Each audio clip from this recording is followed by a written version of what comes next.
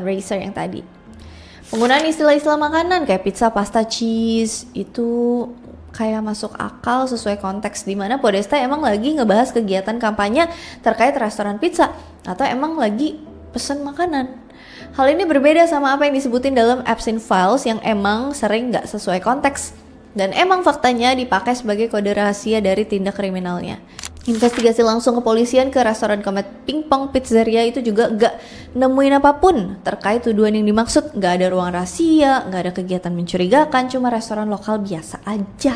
Segala postingan sampai logo restoran yang dituduh juga dikatakan sama sekali gak berkaitan dengan adanya tindakan perdagangan anak, cuma interpretasi abstrak semata.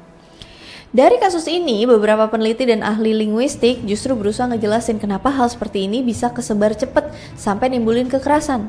Yang utama adalah pada saat WikiLeaks nyebarin bocoran email Podesta, situasi yang sedang terjadi adalah masyarakat lagi berada di detik-detik terakhir sebelum pemilu.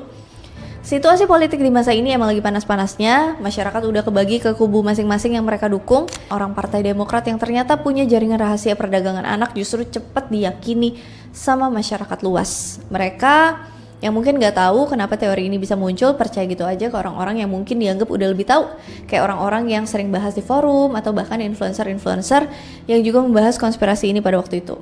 Selain masa politik yang panas, persepsi di masyarakat juga udah sering terbentur sama skandal politik di konteks lain sebelum-sebelumnya. Entah itu skandal korupsi, skandal seksual, sampai ke skandal perdagangan manusia.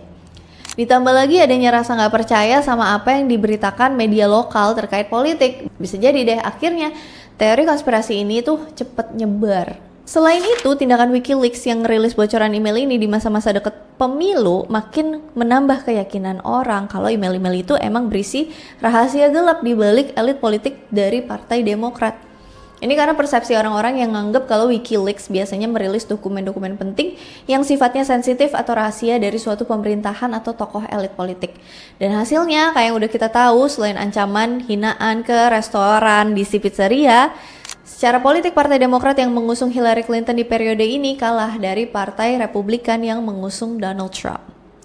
Tapi meskipun udah didibang dengan penjelasan yang masuk akal, bahkan sampai investigasi beneran yang dilakuin sama polisi dan FBI, teori Pizzagate ini nggak hilang gitu aja, terutama di kalangan orang-orang yang ngerasa kalau emang kebenaran dari konspirasi ini sengaja ditutup-tutupin buat kepentingan stabilitas politik. Kayak yang udah aku bilang, teori ini juga akhirnya rame lagi setelah orang-orang nemuin kemiripan metode sama apa yang dilakuin sama Jeffrey Epstein dan kolega-koleganya, terutama dari kode-kode tindakan asusila yang pakai nama makanan. Selain itu, Pizzagate Theory ini juga jadi sebuah prototipe buat sebuah teori konspirasi lain yang